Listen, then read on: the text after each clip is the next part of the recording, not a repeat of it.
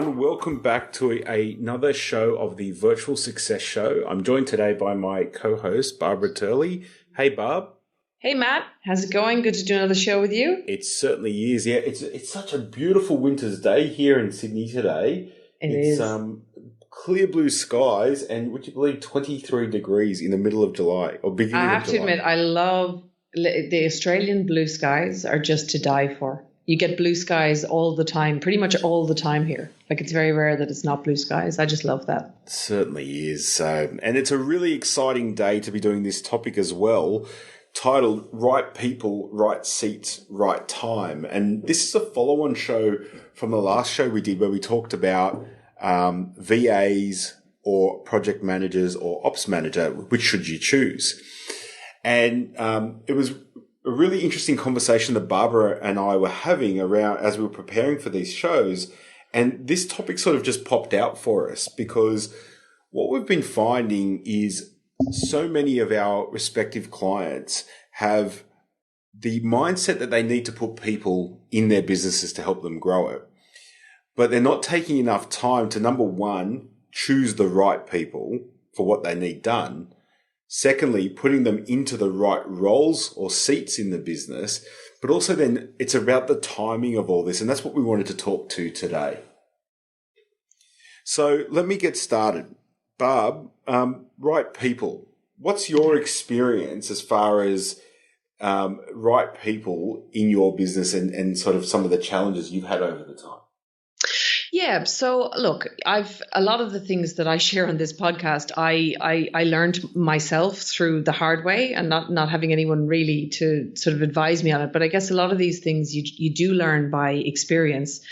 So in terms of the right people, I think, look, with VAs, I felt it was a bit easier for me because I was very clear on that boundary of, what a VA does and what a VA doesn't do. When I tried to, I had some VAs though that were very, very good. And I realized I needed sort of project management help. And I thought, well, they can do it. I mean, they're really good, right? They're great VAs and they're on it.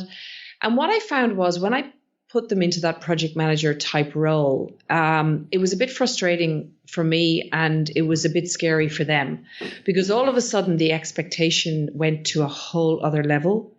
Their expectation of themselves, my expectation of them, and my expectation of the result I was going to get. And the truth is I didn't really get that result because I realized they needed a lot more mentorship from me to make the transition. And the funny problem was that I gave some of the people I made project managers, I gave them VAs to work under them. But what I found was they found it really hard to break out of the doing mindset of a VA. Because a project manager is not going to do all the doing and the grunt work. They're supposed to be delegating.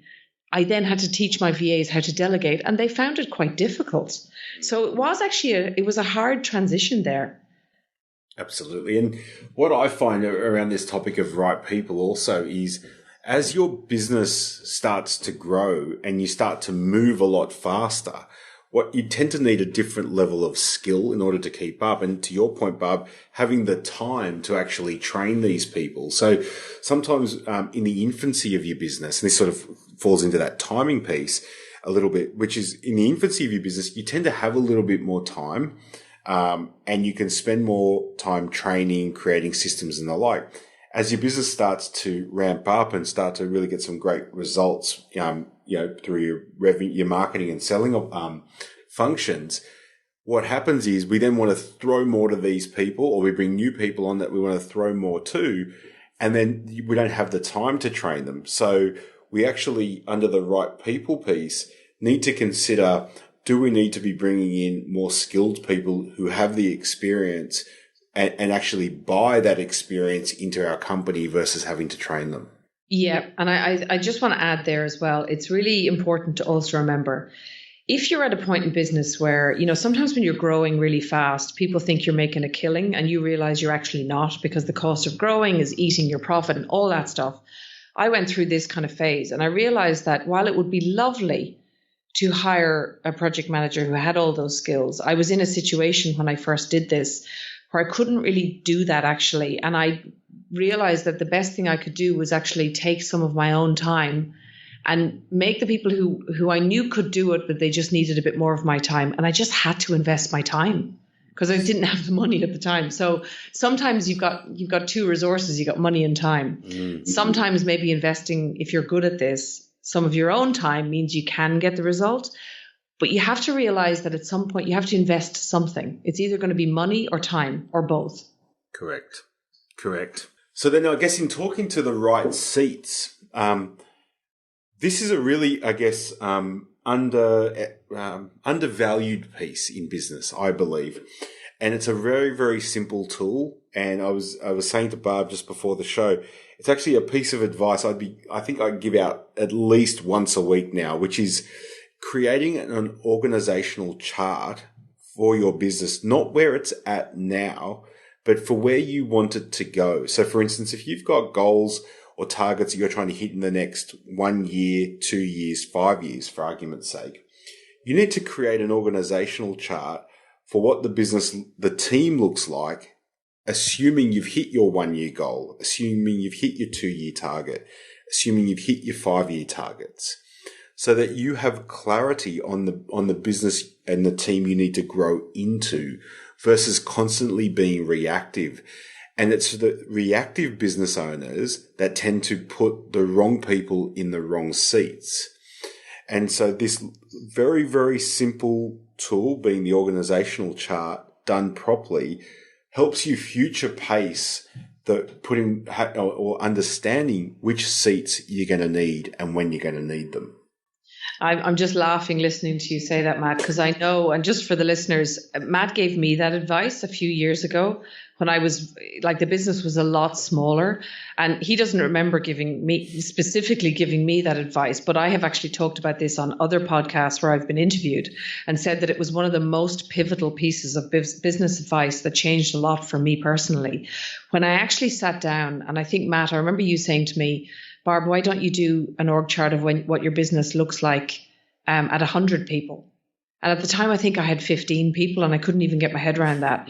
But when I did it, I look at it now and we're sort of at that 100 people place. And the people I was thinking of hiring when I was at 15 people were actually in hindsight going to be the wrong people had I not done this particular exercise. And, you know, the people I was thinking of hiring at 15 people, I haven't even hired yet because I don't actually need those yet.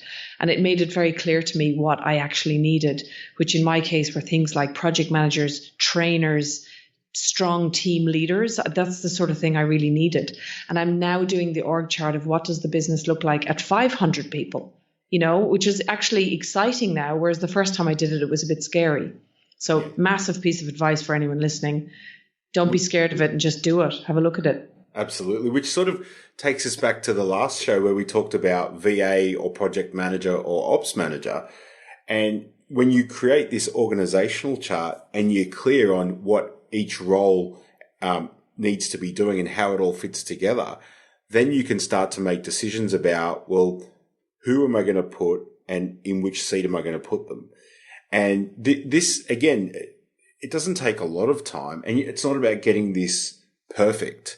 As you grow within your business, the organizational structure will evolve as well. Like Barb was saying, who she thought she needed didn't end up turning out to be who it was. But without that structure and that plan and that visual, it would have been a lot harder. Yeah, and you just panic and you think, I need a HR manager, I need this, I need that. And you actually don't. In time, as a business grows, you will need all of these functions. But, you know, Matt, as you were talking, I was just thinking about the stages of business and this concept of what is the right time. Because people often ask me, when's the right time to get a VA? When's the right time to get a project manager? And I think in the very, very, very early stages of a business, when you still haven't even figured out the product to market fit and all that kind of thing, I think at that point of a business where it's very much startup and you're just still trying to get a product that people are going to buy, I think you could possibly think about a VA at that point, but I even think that's too early. I think at that point you're in the hustle where you're out there talking to the market and you've got to figure out this product to market fit and whether your business has got legs. Would you agree with that, Matt? It's kind of a hustle time where it's really you, it's all you. It is. Where I see a VA being able to support a business owner at that point is in the lower level, low value admin things that tend to take up a lot of our time. And so even I know I've made the recommendation for a lot of business owners in that infancy phase is get a part-time person so that you don't ever get involved in all of those. It's all those simple little tasks that need to get done, but can easily be handed over and done by somebody else, because it just gives you more time out there to market and sell, which is in that early phase while you're really in that, I guess we call it startup or sort of ramping up phase. It's all about marketing and sales. So the more time you can have marketing and selling, the quicker your business will grow. Absolutely. And then I think, I'm just thinking about my own journey. I know it was like that initially. I had a VA and I was doing all that stuff myself. My VA was doing things like, they're not low value, but they're not revenue generating. So things like your social media and just making your business look bigger than it probably is at that point. You want to make yourself look like we instead of just me. Yes. But then when you've got a product that's selling, so you start to realize you've got a service or a product that people are buying and things start to take off a bit. I think that's really the point where you start bringing VAs in quite a lot, when you start developing your processes and getting the sort of the engine churning. You figure out what the recurring tasks are, what is required to keep the engine of this thing now running so that you can continue to stay out there and keep flying the flag. At some point then, I think it's when you're a bit bigger that for me, the project manager thing is more when you realize you're trying to manage too many things. There's too many. Okay, the engine thing is going in the recurring task list, but there's so many things projects in order to drive the business forward that you're getting caught up project managing yourself. And I think that's the point at which you may need a project manager to help you navigate that. Whereas the operations manager thing, I'm interested to know your thoughts, Matt, on whether that's when the business is a little bit bigger.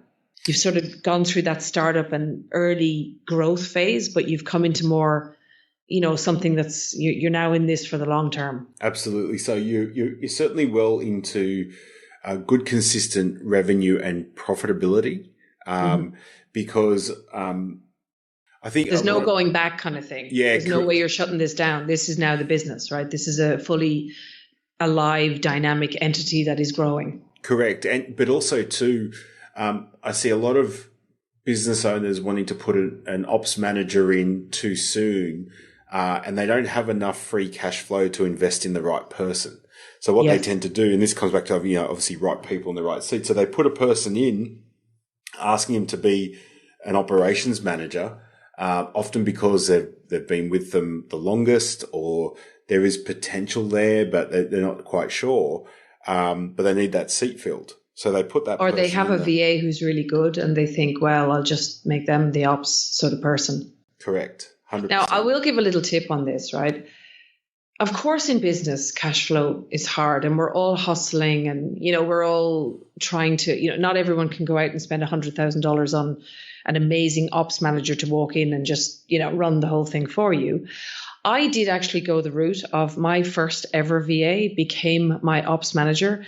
But I took a very painful route because I'm good at coaching people and mentoring, and I also am good at operations myself. So I built her up into that, but it was a process that took about 2 years. For me, it was very rewarding, but it took a lot of my time.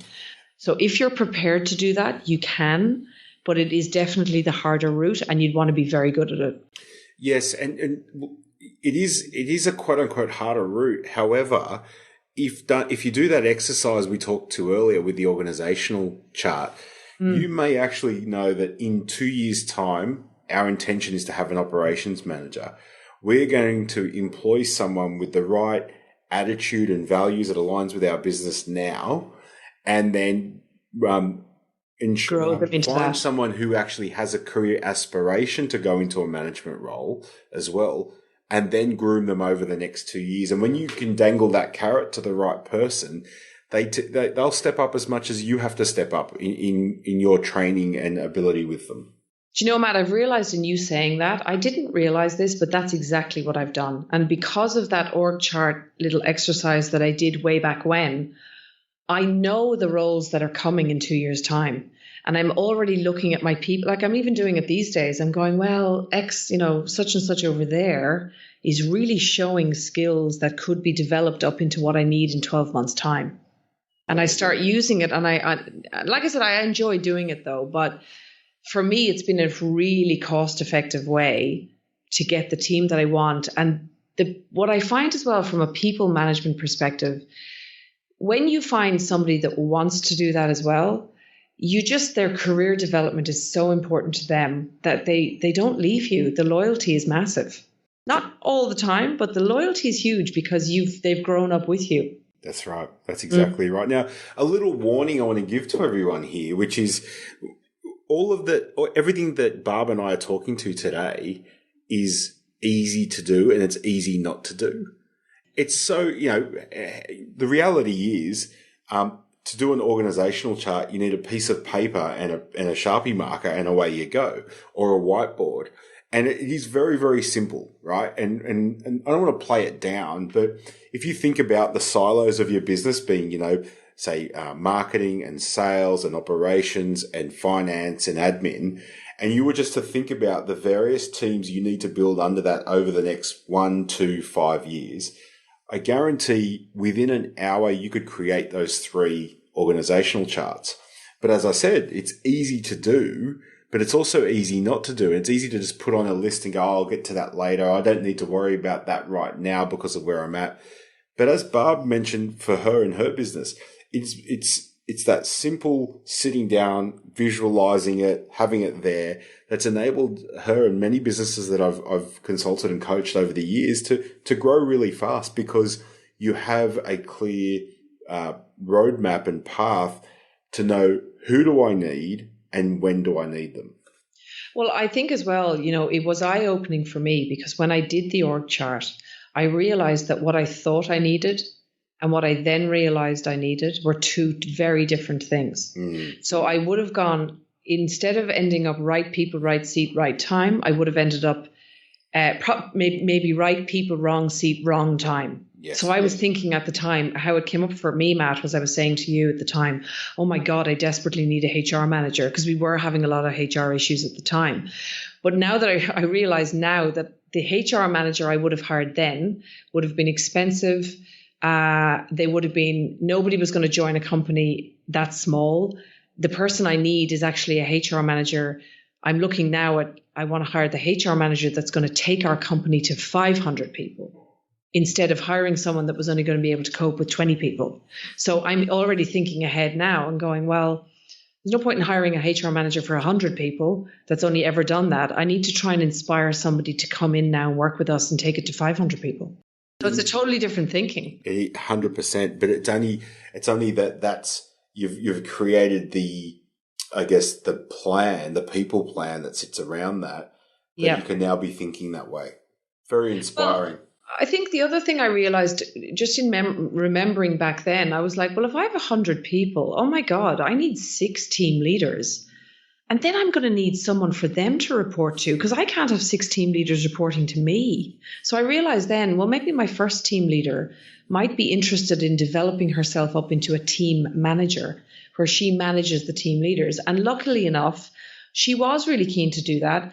But we were able to build her up into that over time. So now we have sort of 5 team leaders and she manages them. But it wasn't like one day she came to work and I was like, right now you're the team manager. And she never really had any time to develop into that. We slowly developed that up. Yeah. And I'm going to just one thing to correct for everyone. It wasn't luck that happened to Barb. It was very intentional. But putting it out there and being clear on this, her business has grown into that. So yes. Yeah. So I'm doing the org chart now for 500 people. Wow. That's big. But it's very helpful. So I'm definitely the test case of, any of you guys listening. I would really urge you, like Matt's saying it, I did it. Like he gave me the advice, I did it. And it was one of the most pivotal things really for me in so far in my own business journey. So it's definitely worthwhile. Excellent. So I guess in just wrapping up there, if you the theme of today was right people, right seats and right time. And it's understanding that firstly, you've got to get clear on, who is it that we want to bring in and invite into our companies? And then which seats are they best suited to, and which seats do we need filled right now to continue along the journey of growth? And then what's the right time to bring these people in, and what's the organizational chart that we're growing into? Because when you combine each three of those in the right balance, you'll really be able to grow your company fast, and also you start to reduce the burden and stress of people, which is a big, it's one of the, I think, the biggest challenges for most entrepreneurs is people. But when you look at it through this lens, it makes it that little bit easier. I think as well, just to add to that as well, I think what I see people doing a lot, I'm sure you see this too, is when, let's say you've got kind of a good cultural fit. You've got someone who's great, but they're in the wrong seat. The tendency is to go, well, just to get rid of them and to try and hire the right person for that seat. I would encourage people, always think, well, maybe we're just not playing to that person's strengths. And there could be another seat that we don't know we need yet that potentially that person could be awesome at, because churning through people in your business is very expensive, very tiring, and it's just not worth it. You know, sometimes you've got the right people in the wrong seats, and it's about rejigging the seats potentially, and you can just blow something wide open. All of a sudden somebody comes alive in the right role. Absolutely. Well, sorry, you go, Barb. Yeah, so I was just thinking, our next show, guys, we're going to delve more into this operations manager piece in the next show. So make sure that you look out for that. Stay tuned. It is an area that a lot of businesses are struggling to get right, and it'll hold you back. It holds back the growth when the internal workings of the business are not functioning properly because you're putting out fires all day. So we're going to talk deeply about that. And possibly we'll be interviewing somebody who's going to give you some help and guidance in that area. Absolutely. So Matt, thanks again for today. Guys, make sure you give us a rating on iTunes if you can, and a review. That would be great because it helps us to get the show out to more people, and we can help more people in this topic. Excellent. Thank you, Barb. It was really good. And thanks for being so open and sharing your story with everyone too. Oh yeah, I hold nothing back. I'm never going to pretend it's easier than it is. Excellent. Well, thanks everybody, and we will look forward to joining you on our next show. Thanks.